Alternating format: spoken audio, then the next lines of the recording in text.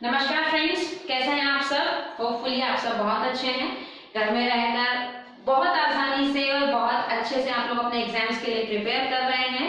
This side Shruti Sharma. Hopefully आप लोग हमारी वीडियोस को बहुत एंजॉय कर रहे हैं, स्टडी कंटेंट को जो भी आपको प्रोवाइड हो रहा है। जैसा कि लास्ट वीडियोस में आप लोगों ने स्टडी किया है कॉम्प्रिहेंशन को किस तरीके से हमें सॉर्ट आउट करना है। उसके बाद जो नेक्स्ट वीडियो हमने आप लोगों के लिए प्रोवाइड किया था वो था टर्न ऑफ कॉम्प्रिहेंशन, क्योंकि हर एग्जाम के पॉइंट ऑफ व्यू से वो टॉपिक बहुत ही ज्यादा इंपॉर्टेंट वन है। अब आज का जो टॉपिक है, आप सोचोगे कि मैंने बोर्ड पर तो कुछ लिखा ही नहीं है। यस, बोर्ड पर नहीं लिखा है, इसीलिए आपके लिए कुछ अलग से चीजें आ रही हैं और वो है एंट्रेंस एग्जाम्स के कुछ इंपॉर्टेंट एग्जाम पैटर्न को हम डिस्कस करेंगे आज, जिसमें से फर्स्ट वन आज हम टॉपिक उठा रहे हैं आईपीयू का पेपर इंद्रप्रस्थ यूनिवर्सिटी जो कि दिल्ली में है। इसका कॉमन एंट्रेंस टेस्ट, वो भी किस पेपर के लिए, this is called BBA exam pattern.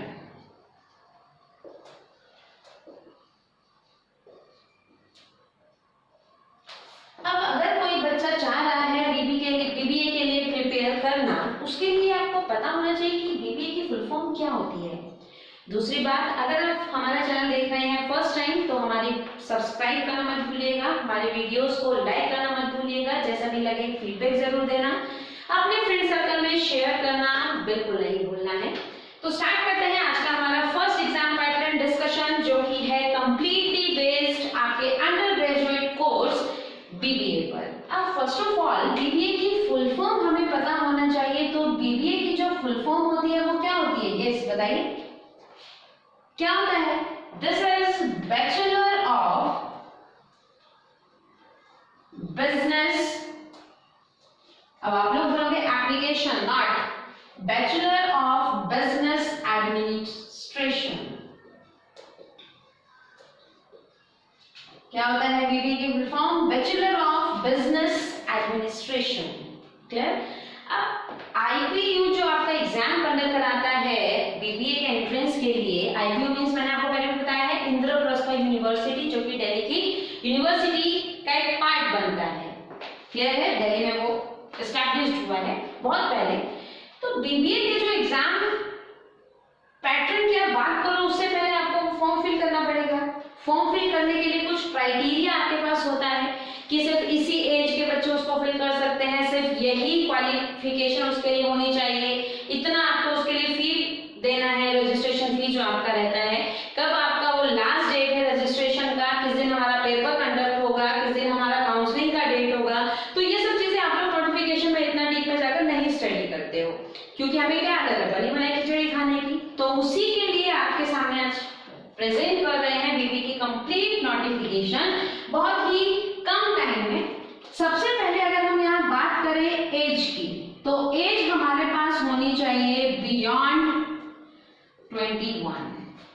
21 साल से नीचे। लेकिन कब तक, एज ऑफ 1 अगस्त 2020, 1 अगस्त 2020 तक आपकी एज अगर 21 ईयर की है, तब आप बीबीए के एंट्रेंस का जो फॉर्म होता है उसको आप फिल कर सकते हो, अप्लाई कर सकते हो। जो इसकी रजिस्ट्रेशन डेट स्टार्ट हुआ था वो हुआ था मार्च में, स्टार्टिंग ऑफ मार्च, यानी कि 5 मार्च को। एंड डेट जो इसका था बिल्कुल लास्ट डेट, वो पहले था कितना, 27 अप्रैल। लेकिन अब क्योंकि लॉकडाउन चल रहा है, आप बाहर जाकर जो भी बच्चे साइबर कैफे में फॉर्म फिल करते हैं वो नहीं फिल कर पा रहे हो, फी नहीं हो पा रही है बच्चों की पे, तो इसी के लिए उन्होंने डेट को एक्सटेंड कर दिया है। This is the last date, जो कि पहले थी, लेकिन अब ये डेट एक्सटेंड हो गई है। एक्सटेंड होकर डेट हमारी जो न्यू आई है, दिस इज 5 मई 2020। ये डेट किस चीज की है, this is the last date of registration. Clear है, रजिस्ट्रेशन कब तक कर सकते हो, 5 मई 2020 तक। इसके बाद आपके पास एक डेट आई है एडिटिंग के लिए, कि मान लो बाय मिस्टेक आपके फॉर्म में आपके फादर के नाम के साथ आपने लगाया सुरेश कुमार, लेकिन आपका जो आधार कार्ड है उसमें सिर्फ सुरेश लिखा है, कुमार नहीं लिखा है, तो वो क्या हो गया, मिसमैच हो जाएगा।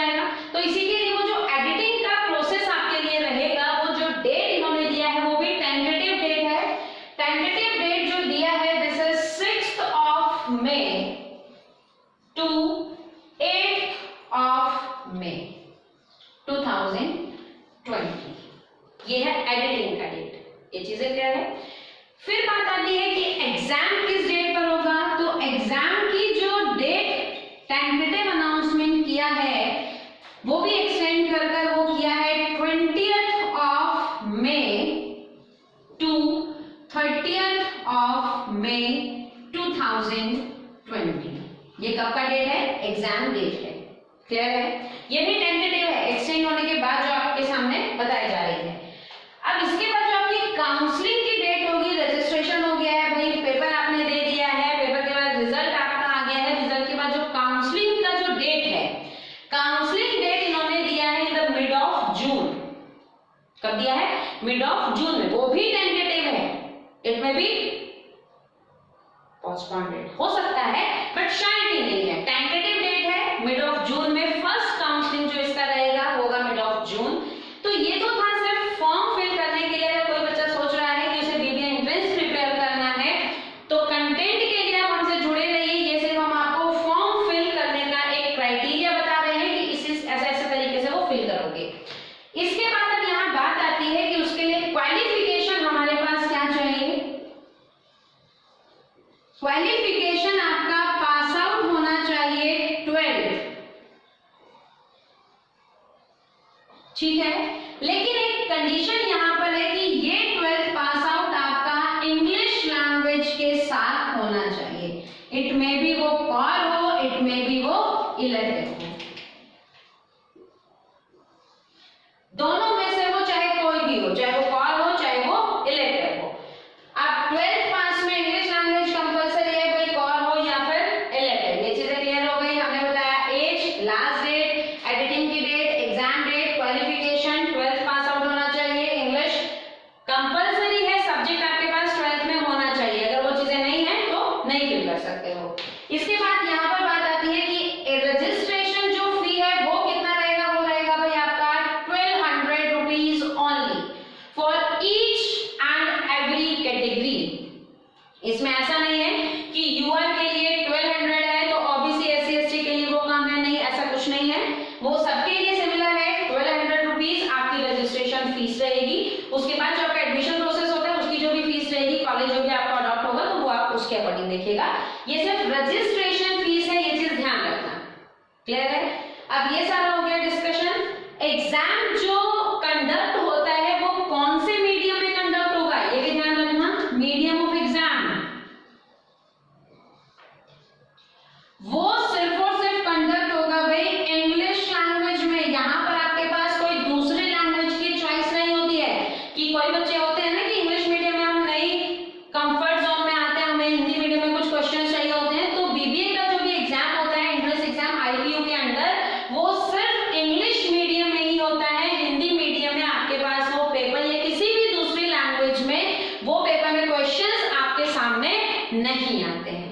ये चीजें क्लियर करके चलना माइंड में। कहीं आपके पास ये हो कि नहीं वो चीजें इधर उधर रहेंगी, नॉट, बिल्कुल श्योरिटी है वो चीज कि आपका पेपर इंग्लिश मीडियम में ही कंडक्ट होता है। क्लियर?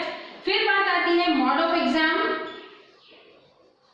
आपका एग्जाम जो होता है this is online. Offline paper BBA में नहीं आता है, ऑनलाइन पेपर होता है। आपके स्क्रीन पर कंप्यूटर पर क्वेश्चंस चलते हैं और आपको एक ओएमआर शीट दे दी जाती है जिसे आप सर्कल करते हो आंसर्स के थ्रू। आंसर्स कंप्यूटर पर नहीं आते हैं, आंसर्स आपको सर्कल करके ओएमआर शीट में फिल करना होगा। लेकिन आपके क्वेश्चंस की जो बुकलेट होती है वो सिर्फ आपकी स्क्रीनिंग पर होती है, आप उसे पेपर पर नहीं देखोगे। पेन पेपर में मोड में नहीं होता है, वो कैसे रहता है? ऑनलाइन मोड में। लेकिन जो आंसर्स आप करते हो वो ओएमआर शीट में आपको फिल करना होगा, जो हम सर्कल में फिल करते हैं। क्लियर है? ये तो हो गया मोड ऑफ एग्जाम, आपका हो गया मीडियम ऑफ एग्जाम। आपने बता दिया है फीस स्ट्रक्चर क्या रहेगा। अब हमारी बात आती है यहाँ पर कि हमारा जो एग्जाम होगा वो किस तरीके से होगा, क्या लेवल रहेगा भाई, क्या क्या सब्जेक्ट आएंगे, कितने नंबर ऑफ क्वेश्चंस होते हैं, यही चीज है। अब यहाँ पर हम डिस्कशन करें भाई हमारा जो रहेगा पेपर उसमें ड्यूरेशन कितना हमें मिलता है कि कितने टाइम पीरियड पर हमें वो पेपर खत्म कर लेना होता है। तो खत्म करने का हमारे पास जो टाइमिंग आता है वो होता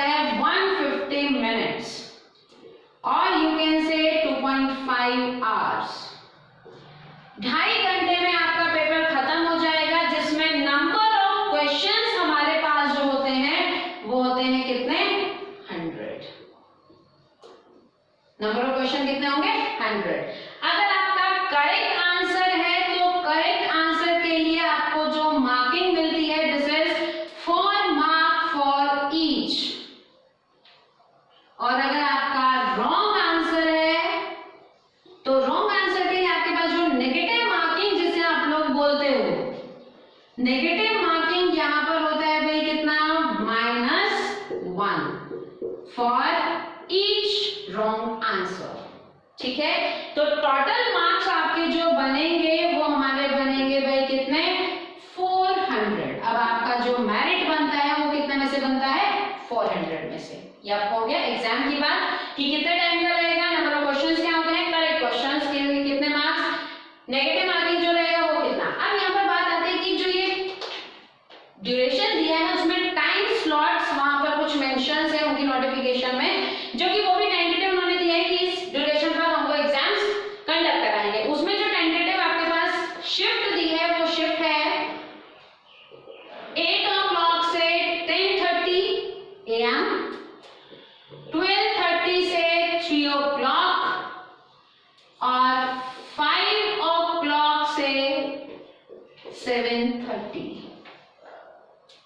ये आपकी शिफ्ट की टाइमिंग दी है, जो कि टेंटेटिव आइडिया दिया है नोटिफिकेशन में IBU CET for BBA entrance exam. Clear? फिर बात आती है कि कितने सब्जेक्ट हमारे पास होते हैं और कितने मार्क का कोई भी एक सब्जेक्ट वहां पर कैरी करता है। नंबर ऑफ सब्जेक्ट आपके पास होते हैं यहां पर 4, 1 2 3 and this is 4। First one में आता है भाई इंग्लिश लैंग्वेज एंड कॉम्प्रिहेंशन, और ये रखता है वेटेज 25% ऑफ टोटल मार्क्स। कहने का मतलब 25 क्वेश्चंस। सेकेंड भाई आपका जो रहता है this is journal awareness, same 25% of total marks. फिर भी अगर कोई डाउट बचता है तो कमेंट बॉक्स में कमेंट करके हमसे जरूर पूछ लीजिएगा, कोई भी हेजिटेशन मत रखिएगा, क्योंकि ये आप फॉर्म फिल करने के लिए हमसे पूछ रहे हो।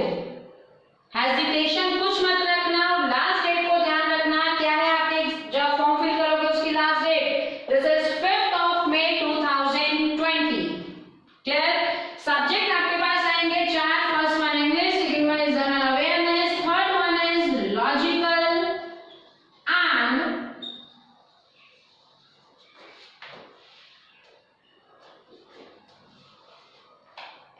लॉजिकल एंड एनालिटिकल स्ट्रीम से क्वेश्चंस रहेंगे। ये भी आपका रहेगा भाई 25% ऑफ टोटल मार्क्स। ध्यान रखना, English language, general awareness, then logical and analytical ability, उससे भी कितने क्वेश्चन रहेंगे? 25% of total marks. Fourth one आपका बचता है भाई, यहां पर कंप्लीटली नॉलेज आपके पास होनी चाहिए किस चीज की? एप्टीट्यूड रिलेटिंग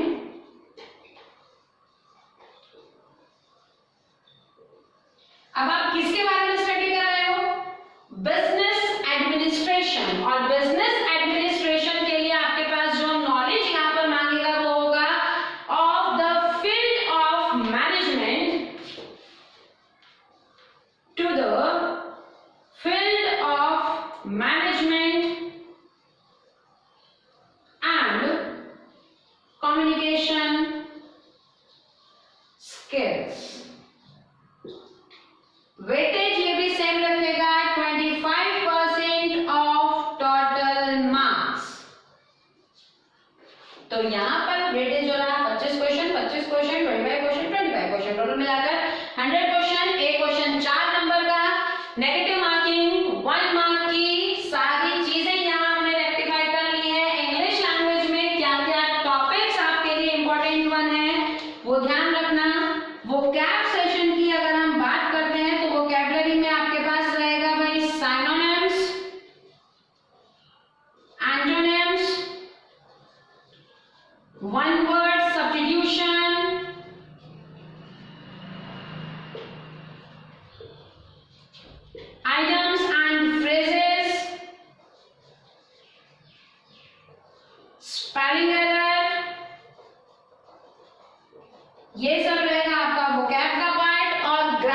क्वेश्चन में आपको पता ही है common error, very very important one. Common error के साथ आपका रहेगा भाई सेंटेंस इंप्रूवमेंट, इसके साथ आपका होगा cloze test, parajumble, unseen passage जो कि कॉम्प्रिहेंशन का पार्ट ही है, फिल इन द ब्लैंक्स, ये सब 25 मार्क में सारी चीजें कैरी करेगा। हाँ, ये चीजें हो सकती हैं कि सिनोनिम 1 या 2 पूछ लिया, कॉम्प्रिहेंशन के क्वेश्चन जो रहेंगे उसी में आपसे वो सिनोनिम एंटोनिम कंफर्मेशन ले ले, वहीं से आपसे वो आइटम एंड फ्रेजेस के क्वेश्चंस पुट अप कर ले। तो ये पूरा एक क्राइटेरिया जो आपके सामने आज हमने रिप्रेजेंट किया है, ये है IPU CET for BBA entrance exam, जिसमें हमने कंप्लीट नॉलेज आपको प्रोवाइड की है नोटिफिकेशन के थ्रू। लेकिन ध्यान रखना, ये जो डेट्स हमने आपको बताई है वो टेंटेटिव डेट है, जब तक आपके पास श्योरिटी ना हो कि वो चीजें पोस्टपोन्ड हैं तब तक यही date finalised IPU sector management से आया है। लेकिन जब तक कि अगर वो आपके पास पोस्टपोन की कोई भी न्यू डेट आए तो ये चीजें हटाकर आप लोग अपनी न्यू जो डेट्स अनाउंस हो वो चीजें ध्यान रखना। क्लियर है? मिलते हैं नेक्स्ट वीडियो में, तब तक के लिए नमस्कार, जय हिंद, जय माता दी। ध्यान रहे चैनल को सब्सक्राइब करना नहीं भूलना है, लाइक करना नहीं भूलना है, जैसा भी रहे वैल्यूएबल फीडबैक हमें देना है, और साथ ही साथ आपका जो भी डाउट आए उसे प्लीज प्लीज प्लीज रेक्टिफाई जरूर कर लीजिएगा।